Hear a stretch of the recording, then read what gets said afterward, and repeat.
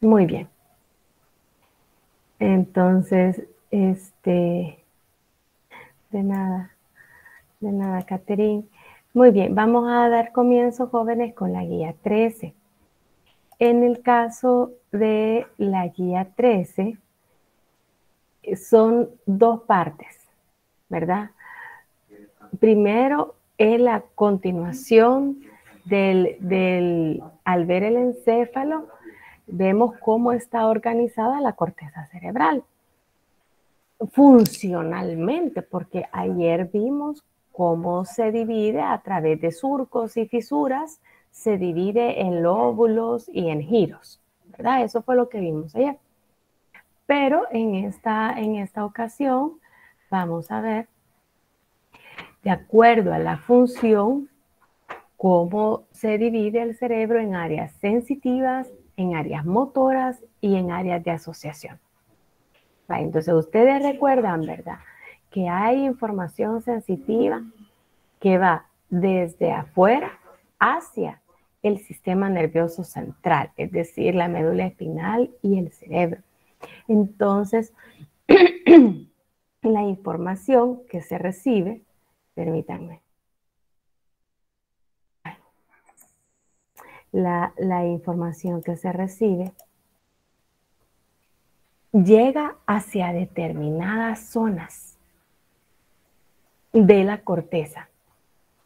Y así hay zonas que perciben la información sensitiva, todo lo que llega del exterior del sistema nervioso central, y que es la percepción de lo que sucede afuera del cuerpo, alrededor del cuerpo y dentro del cuerpo, pero afuera del sistema nervioso central.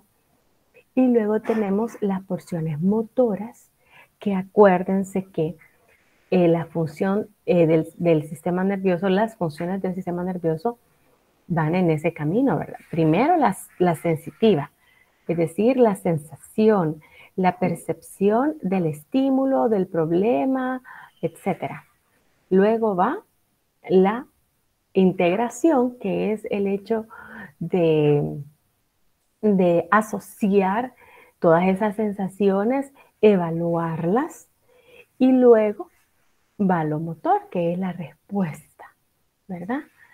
Que es de acuerdo a lo que se percibe, así se genera una respuesta. Entonces, en el cerebro están esas tres áreas. Está el área sensitiva o las áreas sensitivas, que es donde se percibe todo el medio externo, las áreas motoras, de donde salen las respuestas para que se inicien movimientos, y las áreas de integración, porque precisamente son las áreas en donde relacionan diferentes, otras áreas diferentes, ¿verdad?, con objetivos comunes.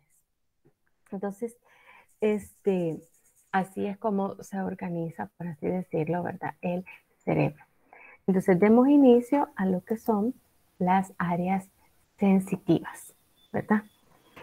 Y como dice que la información sensitiva llega a la mitad posterior en ambos hemisferios cerebrales, es decir, que esta zona celestita, acuérdense que tenemos el surco central, que nos divide en una parte precentral, porque está antes del surco central, y una parte postcentral, ¿verdad?, porque está después del surco central. Entonces, en este caso, el área somatosensitiva primaria está en el giro postcentral, específicamente el giro postcentral de esta área postcentral. Entonces, por eso dice que es la mitad posterior de ambos hemisferios, ¿verdad? Entonces, ¿qué tipo de información recibe esta región? Esta recibe información de varias áreas, y recibe impulsos del tacto, de presión, vibración, de prurito, cosquillas, temperatura, dolor y propiocepción. son estas áreas, la 1, la 2 y la 3, toda la celestita recibe toda esta información, ¿verdad? Y está involucrada en la percepción de todas estas sensaciones. Entonces, esta área percibe lo que podemos captar, la sensación que podemos captar de cada parte de nuestro cuerpo. Por eso dice que tiene un mapa de todo el cuerpo y por eso es que hay imágenes como esta, ¿verdad? El homúnculo sensitivo, ¿verdad? Que es el mapa de ese giro, de cada sección del giro percibe estas sensaciones de tacto, presión, vibración, prurito, cosquillas de cada parte de nuestro cuerpo, ¿verdad? O sea, aquí está, miren, de los pies, los dedos, la cadera, la pierna, el tronco, el cuello, la cabeza, el hombro, la muñeca, la mano, porque los dedos, miren todos los dedos, el ojo, la nariz, la cara, los labios, la lengua, la faringe, los dientes. ¿Verdad? Entonces, este giro en esta zona se perciben todas esas sensaciones de cada una de estas partes del cuerpo. Entonces, por eso dice que este mapa dice que está distorsionado. ¿Por qué lo ven ustedes distorsionado? Porque miren, hay más que percibe de ese mapa partes bien pequeñas del cuerpo. Por ejemplo, miren la mano, tiene esta gran zona.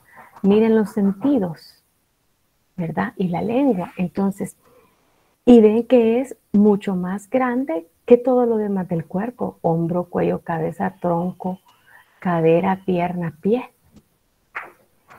¿Por qué hay un mapa más grande para las manos, por ejemplo?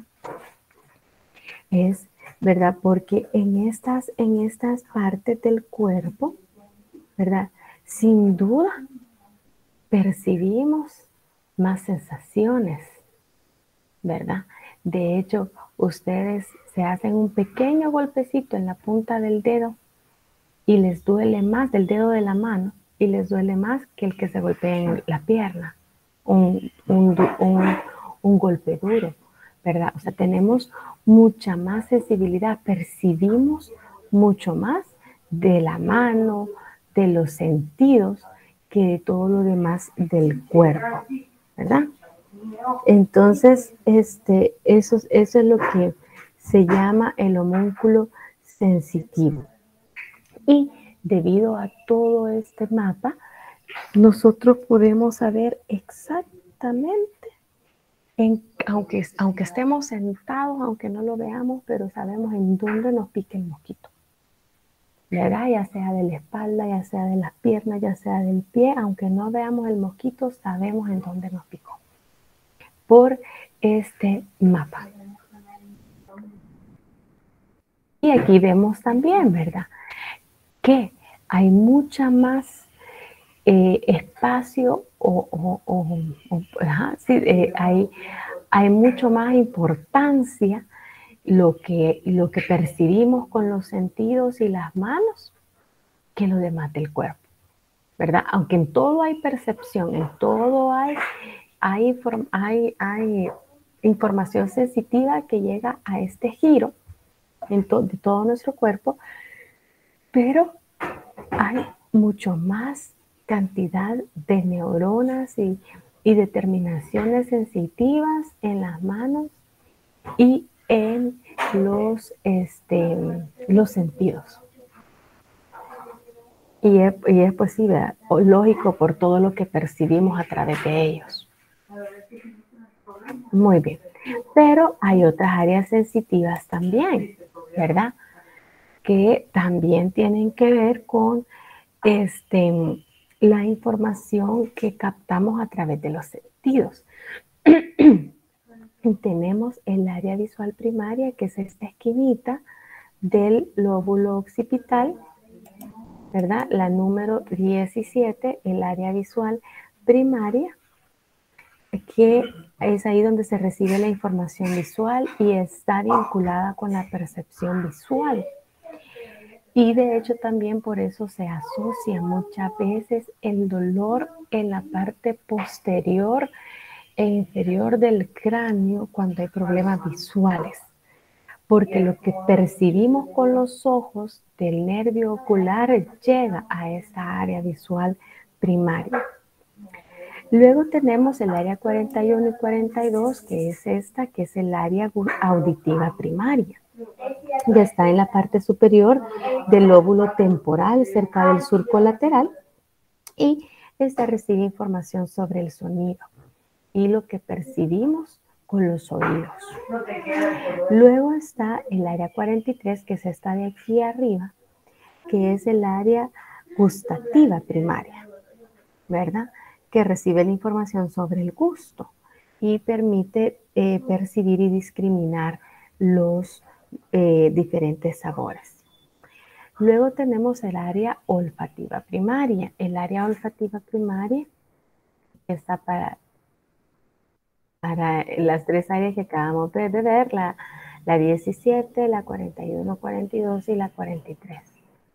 Ahora, en el caso del área olfativa primaria, esta está en la superficie medial del lóbulo temporal, por eso es que la podemos ver cuando hay un corte, porque no está en la superficie, sino que está interno.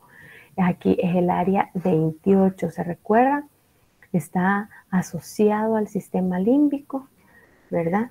Entonces recibe los impulsos olfativos y está relacionado con la percepción de los olores, ¿verdad? El área 28. Entonces esas son las áreas sensitivas, ¿verdad? Pero como vimos, parte de la función del sistema nervioso es generar respuesta, ¿verdad? Entonces, también hay áreas motoras. Entonces, la primera es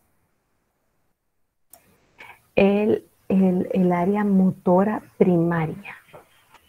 Esta área motora primaria se localiza en el giro precentral, que es este rojo, el giro número 4.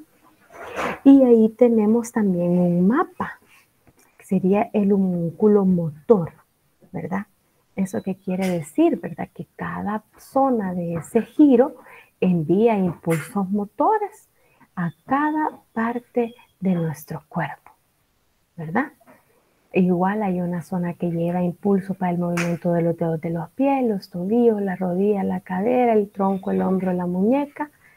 Siempre para la mano, miren, hay un gran espacio para cada uno de los dedos, para la cara y la lengua y la garganta. Entonces, ustedes saben que la cantidad de músculos de la expresión facial que tenemos en la cabeza, luego el movimiento de los músculos de los ojos, ¿verdad? Todos esos son movimientos específicos, detallados, ¿verdad? Y una gran cantidad de movimientos, también el de la lengua, que se mueve cuando hablamos para generar los diferentes sonidos, y la garganta, que también se mueve al hablar. Ahora ya no digamos la gran cantidad de movimientos precisos que podemos hacer de la mano, con la mano, como hacer crochet, hacer collares, tocar piano, escribir. Entonces, una gran cantidad de movimientos que el cerebro pues tiene que coordinar en estas zonas. Entonces, de esta región del giro precentral salen todas las señales que provocan la contracción de músculos esqueléticos, ¿verdad? Entonces, se encarga entonces del control del movimiento de los músculos esqueléticos de cada zona de nuestro cuerpo. Y las zonas que tienen más espacio, porque debe de realizarse una gran cantidad de movimientos complejos y delicados, ¿verdad? Muy bien.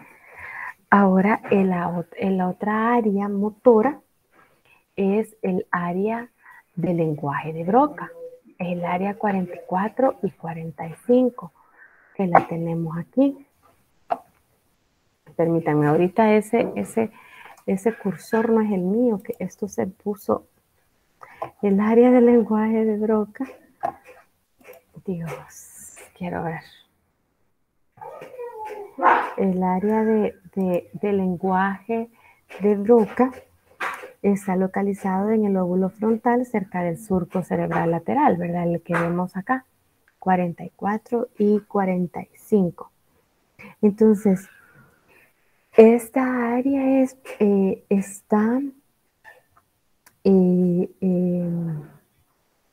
sería la parte motora, dice, son los impulsos que se dirigen a las regiones premotoras que controlan los músculos de la laringe, la faringe y la boca, ¿verdad? Entonces, luego del área premotora, que ya la vamos, del área premotora, que es esta, que es la 6, de ahí se conducen las contracciones musculares coordinadas específicas. Y va al lenguaje de Broca y al área motor primaria. Muy bien, entonces, del área del lenguaje de Broca, vamos a poner la pluma, ¿verdad? De esta zona de acá, del área del lenguaje de Broca, se envían los impulsos al área premotora, ¿verdad? Que es toda esta zona de acá, el área premotora. Del área premotora se envían los impulsos para coordinar ya los músculos. Aparte de que de aquí se vuelven a enviar señales a la área motora y luego al área del lenguaje de Broca. Entonces, las tres zonas coordinan los movimientos para el lenguaje, ¿verdad? Como hablar y comprender un idioma.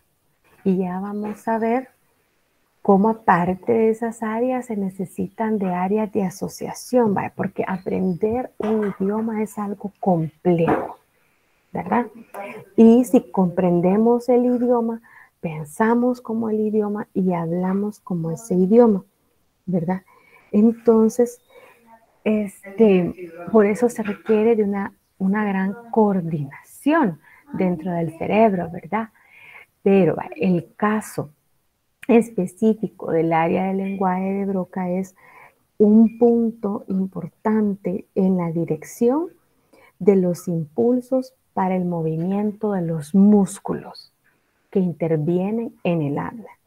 O sea que él envía la señal al área del lenguaje de Broca, al área premotora, y de ahí se envía la señal a los músculos del habla y también a los músculos respiratorios, porque acuérdense que las cuerdas vocales emiten sonido cuando el aire pasa. Entonces, por eso es importante la relación de los músculos respiratorios también. Muy bien, ya vamos a ver después Lick, las tengo áreas una de asociación. pregunta. Dígame. ¿Cuál es la relación entre las áreas sensitivas y las áreas de asociación? Y las de asociación, perdón. Asociación. Ajá. Bye. Es que, como acuérdense de las tres funciones del sistema nervioso, ¿verdad? Sensitivo, integradora y motor. Entonces, el integrador, las áreas integradoras son prácticamente las áreas de asociación, la que permite, por ejemplo, veamos el área de asociación somatosensitiva, es esta, el área 5, ¿verdad? El área de asociación recibe información del área somatosensitiva primaria, o sea que estas tres, esta área le envía información a esta, ¿verdad? Ahora, ¿para qué? El área de asociación, acuérdese que con el área somatosensitiva usted está tocando algo. Usted agarra un objeto con su mano y usted lo está tocando. Entonces, el área de asociación somatosensitiva le ayuda en base a su experiencia a reconocer si lo que usted está tocando es un objeto liso o es un objeto áspero, o a reconocer qué es el objeto de acuerdo a su forma sin que usted lo esté viendo. O sea, el área de asociación es la que le permite relacionar lo que usted ya sabe con lo que usted está percibiendo en ese momento, ¿verdad? Entonces, así usted puede reconocer un objeto, reconocer su textura sin estarlo viendo, ¿verdad? Entonces, las áreas de asociación son esas las que nos animan ayudan, a integrar lo que nosotros percibimos, a comprenderlo, ¿verdad? Entonces dice que el área de asociación almacena experiencias sensoriales previas y las compara con lo actual, compara lo pasado con lo actual. Vale. El caso del área de asociación visual, que es el área 18 y 19, que son estas dos, ¿verdad? Esta está localizado, dice, en el lóbulo occipital. Esta recibe impulsos sensoriales del área visual primaria y del tálamo. O sea que de la 17 envía impulsos a la 18 y la 19 y el tálamo que está en el interior, ¿verdad? Entonces, esta área de asociación va a relacionar lo que usted está viendo en la actualidad con lo que usted ha tenido previamente, con las sensaciones previas, con las experiencias visuales previas, ¿verdad?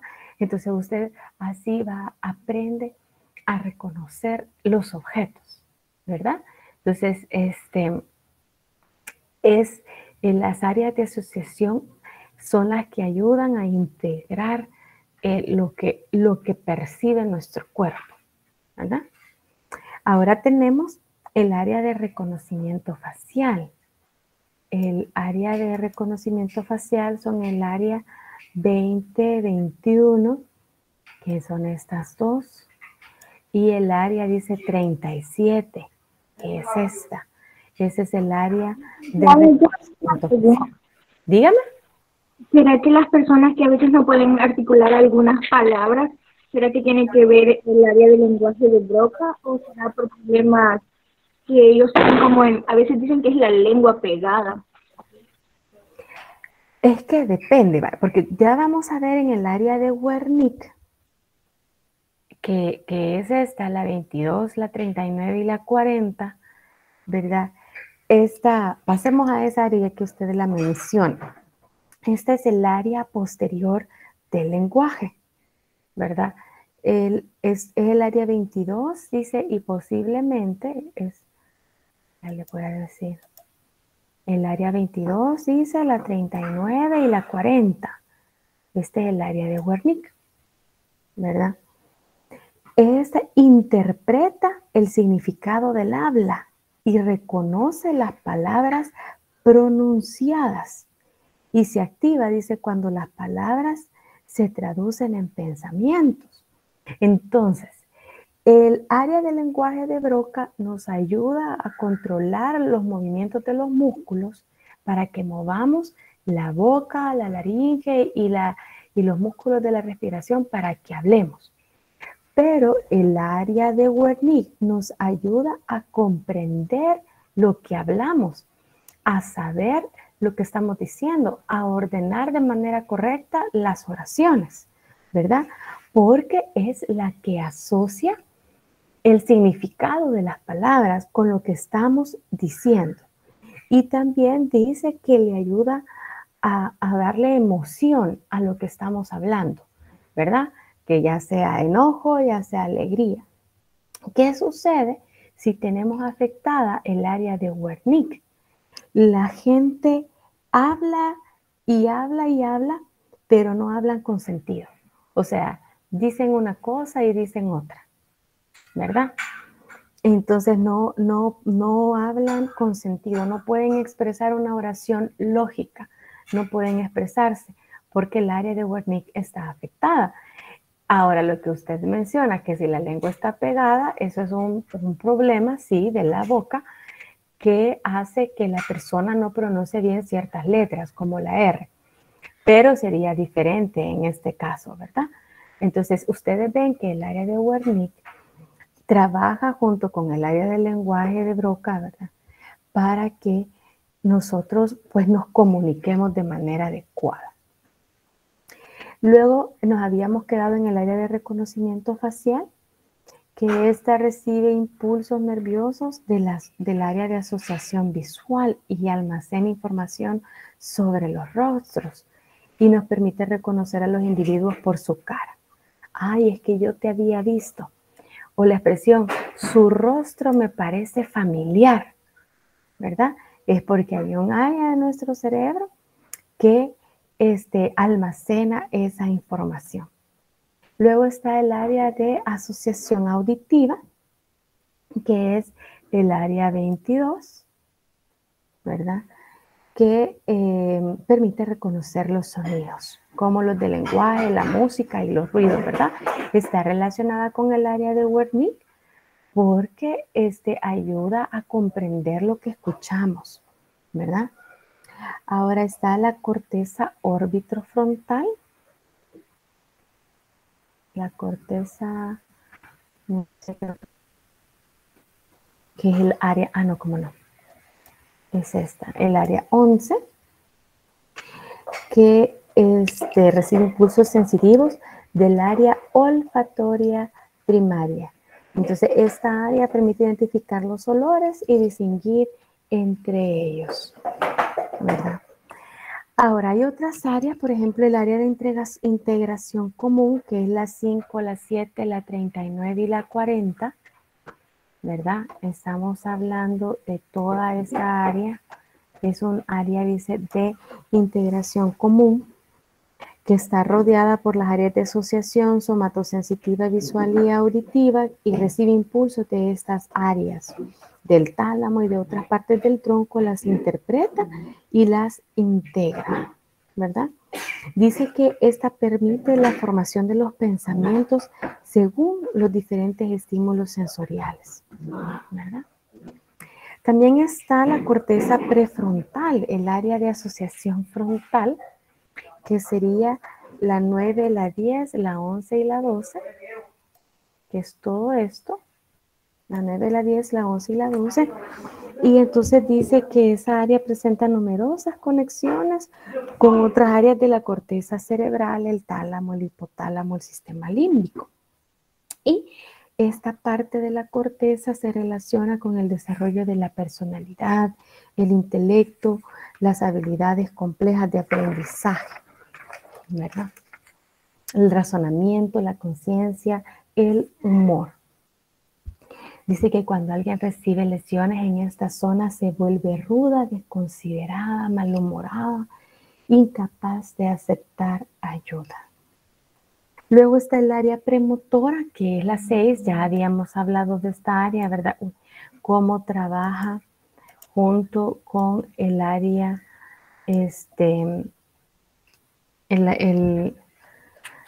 trabaja junto con el área del lenguaje de Broca. Entonces, este es el área premotora, es un área de asociación motora, ¿verdad? Las neuronas, sus neuronas se comunican con la corteza motora primaria y también con las áreas sensitivas del lóbulo parietal, los ganglios basales y el tálamo. Dice que esta se relaciona con la actividad motora aprendida, compleja y secuencial, lo que hemos dicho, que se relaciona con el habla, con la expresión del lenguaje, ¿verdad? Y dice que genera impulsos que producen contracción de grupos de músculos específicos en un orden determinado. O sea, que envía la señal de los movimientos específicos que tenemos que hacer, por ejemplo, al escribir nuestro nombre.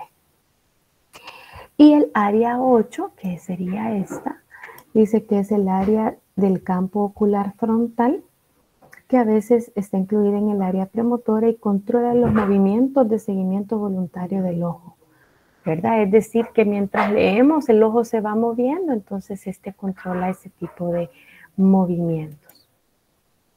Muy bien. ¿Tienen alguna duda con respecto a cómo está organizada y cómo funcionan las diferentes regiones de la corteza cerebral? Por supuesto, esto es mucho más complejo, ¿verdad? Nosotros estamos viendo pues una pequeña parte de ello, ¿verdad? Aquí está señalando todas las áreas que vimos. Ahora pasaríamos entonces a los nervios craneales. Así como de la médula salen nervios, del cráneo, del encéfalo también salen nervios.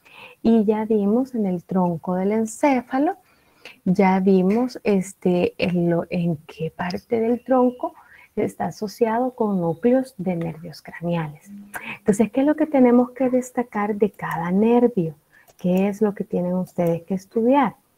De cada nervio tienen que estudiar su nombre, que aparte del nombre tiene un número, el tipo, es decir, si es sensitivo, si es motor o si es mixto, que todos los nervios espinales son mixtos, porque tiene axones y dendritas, ¿verdad? Lleva información sensitiva e información motor. Pero en el caso de los nervios que salen del encéfalo, algunos solo son sensitivos y algunos son solo motores. Lo otro que hay que aprender es el foramen del cráneo que atraviesan y luego la función, ¿verdad? Entonces ustedes pueden ver acá, aquí miren, salen los nervios en orden caudal. ¿Eso qué quiere decir?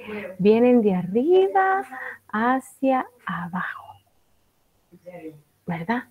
Entonces miren, el primero que sale es el olfatorio y aquí está su número, ¿ve? Es el 1. El óptico es el 2. El oculomotor es el 3. Y así vamos, ¿ve? El troclear es el 4. El trigémino es el 5. El abducens es el 6. El facial es el 7. El vestíbulo coclear es el 8. El glosofaringeo es el 9. El vago es el 10. El accesorio es el 11 y el hipogloso es el 12 o 12. Ahora veamos unas generalidades. Primero, que los pares 1, 2 y 8 son meramente sensitivos, ¿verdad? Y estos están relacionados con la vista, el olfato y el oído, porque el vestíbulo coclear, que es el 8, es el oído. Entonces, son nervios que transmiten información solamente sensitiva. Luego, los pares 3, 4, 6, 11 y 12 son predominantemente motores, ¿verdad? Y los pares 5, 7, 9 y 10 son mixtos. ¿Eso qué quiere decir, verdad? Que van a tener tanto neuronas sensitivas y neuronas motoras. Entonces, hay que ver qué tipo de información es la que lleva cada uno de los nervios. Empecemos entonces con el nervio olfatorio. Ya dijimos que este nervio es meramente sensitivo y como su nombre lo dice, ¿verdad? Este nervio entonces está encargado de la percepción del olfato, la percepción de los olores. Entonces, el número que lo identifica es el número 1, ¿verdad? Entonces, ustedes pueden ver acá que en esta zona de la cavidad nasal, la porción superior de la cavidad nasal, aquí encontramos el epitelio olfatorio. Entonces, ahí están las neuronas que forman el par craneal 1, que es el nervio olfatorio. Y este es meramente, dijimos, sensitivo. Entonces, estos nervios, ¿cuál es el foramen que atraviesan? Claro que forman uno solo, ¿verdad? Ellos atraviesan la lámina cribosa del etmoides. Estas son neuronas, ustedes pueden ver, son neuronas que son bipolares. Ustedes pueden ver la neurona bipolar. Aquí está, vamos a acercar esta zona de acá. Aquí las azulitas son las neuronas. Entonces, la dendrita es la que sale hacia la mucosa olfatoria, la que percibe los olores, que son todos estos puntitos. Y luego el axón sale por el otro lado de la neurona y atraviesa la lámina cribosa del etmoides. Los haces de axones pertenecientes a los receptores olfatorios atraviesan la lámina cribosa a través de 20 orificios. Aquí vemos 3. Son aproximadamente 20 orificios. Entonces son unos 40 axones que forman los nervios olfatorios derecho e izquierdo. O sea, hay 20 axones del lado derecho, 20 axones del lado izquierdo. Y estos nervios olfatorios finalizan en 2 masas de sustancia gris, que es esta de acá, que se llama bulbo olfatorio. Miren, aquí están los nervios de los axones, de los nervios del nervio olfatorio, que son los azulitos, y estos hacen sinapsis en el bulbo olfatorio, que son 2 proyecciones. Aquí están, bien, las 2 proyecciones del encéfalo que descansan también sobre la lámina cribosa del etmoides, ¿verdad? Ahora, en el interior hacen sinapsis los axones terminales de los receptores olfatorios con las neuronas siguientes, ¿verdad? Aquí están las amarillas, son las neuronas que le siguen, y los axones de estas neuronas son los tractos olfatorios que se extienden hacia atrás desde los bulbos. Y este tracto olfatorio que vemos acá va a terminar en el área olfatora primaria del lóbulo temporal de la corteza cerebral, ¿verdad? Entonces, el primer par craneal, el nervio olfatorio, los nervios o los receptores olfatorios atraviesan la lámina cribosa del etmoides para llegar al bulbo olfatorio, y de ahí sale el tracto olfatorio hasta la corteza cerebral. Entonces, ¿qué tipo de información transmite este nervio? Pues el olfato, el de la percepción de los olores, ¿verdad? Meramente sensitivo. Muy bien. Los receptores, dice, de las neuronas son neuronas bipolares, y estas terminan en el bulbo olfatorio, lo que ya habíamos explicado. Muy bien. Y la función es el olfato, ¿verdad? Percibir los distintos olores que llegan a la mucosa nasal y que forman la vía olfatoria, ¿verdad? Y que de esa percepción de los olores inclusive depende la forma en la que nosotros percibimos los alimentos, ¿verdad? Porque si tenemos la nariz tapada, pues realmente no podemos disfrutar de la comida, porque no percibimos el olor de la comida. Muy bien, ahora vamos al segundo par craneal, que es el nervio óptico. Este nervio también dijimos que es enteramente sensitivo, y su función es la visión, ¿verdad? La percepción, ¿verdad? De los objetos, de las formas, los colores, de todo lo que pasa a nuestro alrededor. Entonces, el nervio óptico, en la retina, aquí tenemos la retina, esta parte de acá, vamos a acercar la imagen. Aquí, en la retina, tenemos estas celulitas, que están los conos y los bastones, que son estos, que ellos son los que inician las señales visuales y la transmiten a estas células bipolares. Miren, las celestitas son células bipolares, un axón, una dendrita y un axón, una a cada lado. Y estos axones de todas las células, los axones de todas las células ganglionares de cada retina, de la célula bipolar pasa la señal a la célula ganglionar. Y los axones de estas células ganglionares, que son las que salen acá, forman el nervio óptico. Entonces, por por la unión de todos estos axones de la célula ganglionar, forman el nervio óptico, que sale, miren, de aquí, del globo ocular. Ahí sale el nervio. Aquí vemos el trayecto del nervio. Ahora, dice que detrás de unos 10 centímetros detrás del globo ocular, el nervio óptico converge en un quiasma, que es este que está acá, un quiasma óptico. Este es un entrecruzamiento. ¿Eso qué quiere decir? Que las fibras que vienen del nervio óptico derecho pasan al lado izquierdo.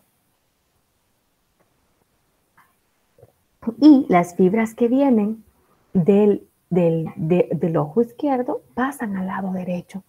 Son por lo menos la mitad que pasa al lado opuesto. Y detrás del quiasma, los axones se reagrupan y dan lugar a los tractos ópticos. Y ese tracto óptico llega hasta el tálamo y de ahí se va al área visual primaria del lóbulo occipital, lo que dijimos, ¿verdad? A la región posterior del encéfalo. Entonces, el quiasma óptico sería el entrecruzamiento de los dos nervios ópticos, ¿verdad? Ese sería el nervio. Dice que hay pocos axones que atraviesan el núcleo geniculado lateral y llegan a los colículos superiores del mesencéfalo. ¿Se recuerdan ustedes? En la parte posterior del mesencéfalo está el centro del sobresalto. Y la coordinación de todos los reflejos visuales. Dijimos de que si nosotros mirábamos algo, que algo llegaba a nuestro ojo, entonces eso nos generaba una reacción rápida que prácticamente no podíamos controlar, ¿verdad? Y esto es debido a esta relación, ¿verdad? De la inervación del nervio óptico con esta porción del cerebro para generar una reacción rápida. Muy bien. Bueno, jóvenes, si gustan, ahorita ya llevamos casi la hora. ¿Qué les parece si llegamos hasta acá y tenemos un pequeño receso? ¿Verdad? Un receso de 10 minutos para continuar en la otra sección. Voy a detener un poco la grabación. Terminamos lo de los nervios